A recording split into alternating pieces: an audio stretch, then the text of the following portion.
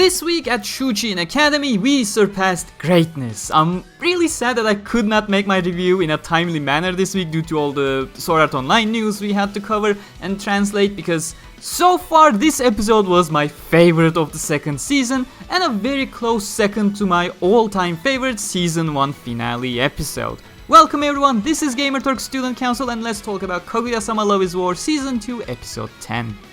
We had 4 skits this week, all pretty much connected to each other in a sense. All 4 I thoroughly enjoyed. The first skit was incredible at introducing Miyuki's father, as Miyuki was getting more and more troubled by Shinomiya avoiding him. Second one was the Soran Dance, which was an amazing evolution of the Fujiwara Sensei skits.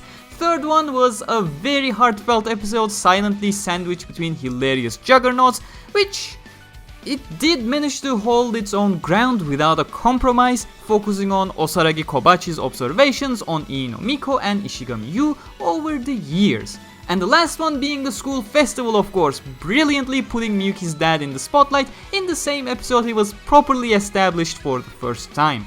Sure, we saw him back in season 1 during the telephone episode, but goddamn did not expect him to be the MVP of an episode like this. But I'm getting ahead of myself. Links to Kaguya-Sama Love is War manga in the description, and let's jump into the first skit. Shirogane Miyuki is absolutely devastated at Kaguya's behavior, and Shirogane Kei really wants to hear the situation, but can't break Miyuki without looking interested. And suddenly, Papa Shirogane comes in and wreaks absolute havoc.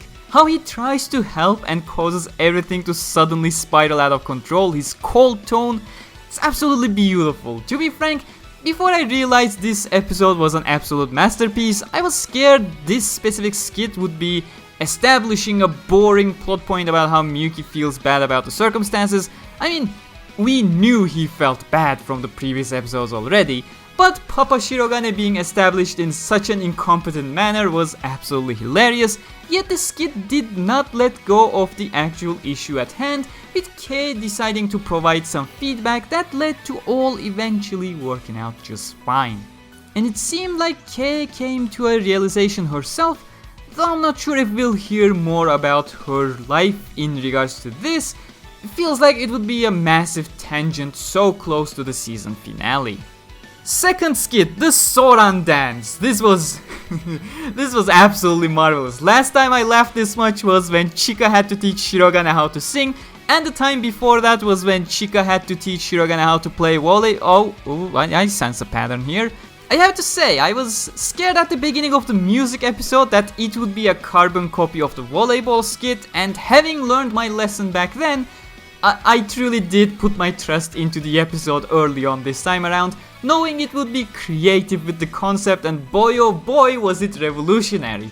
First off, I'm bound to love every single joke where everything starts very serious and then instantly switches into degenerate mode for Shirogane. That'll always get a massive laughter from me. I don't see that going wrong in any way possible, nothing but a guaranteed win there. And Chika's reactions, of course, always makes it only better.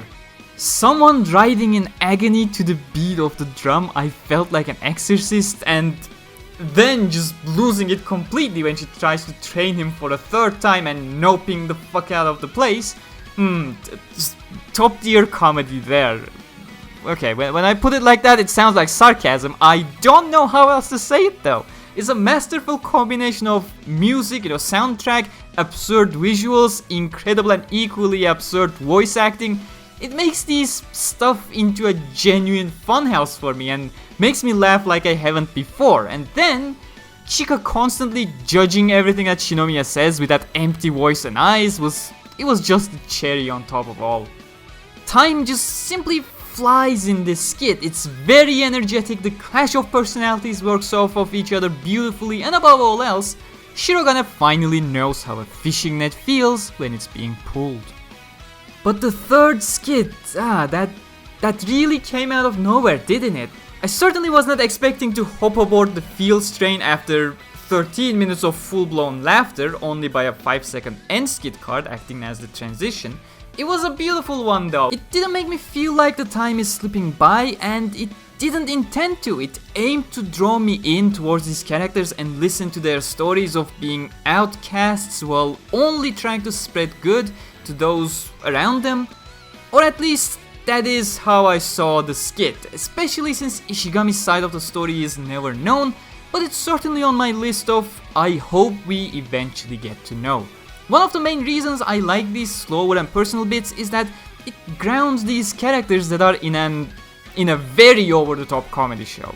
They are proper characters after all, despite the overblown comedy, having the usual struggles that are not always about being the butt of a joke, which shape them into the characters they are. I loved Ishigami's portrayal since the election debate episode, how he's silently trying to make sure Ino is not bullied behind the scenes, and that's also what leads me to believe his side of the story matters. And I would love to see him have a proper moment with Ino Miko as well. Also, the blonde girl in the cheerleading squad, I'm interested in what will become of her. She sure seems like she knows his story, well, not his side of the story of course, but part of the story that was made public. But overall, it's not just a great background moment that makes me feel really sad about the characters, but it's also setting the groundwork for something very interesting. Ishigami sure was getting a lot of focus this season, but I'm glad he's getting this kinda main character-like treatment since the election speech. I'm really looking forward to more Ishigami episodes. But final skit, that is where Papa Shirogane earns his first MVP title.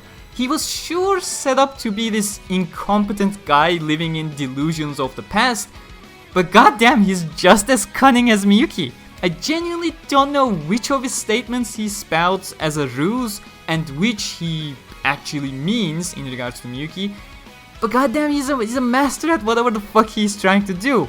He instantly recognizes the time he opened up the phone back in season 1 and goes full interrogation mode on Shinomiya, and when things go more personal and she expresses her gratitude towards Miyuki's parents, Papa Shirogane does not give a fuck about that and instantly asks if she's interested in him instead.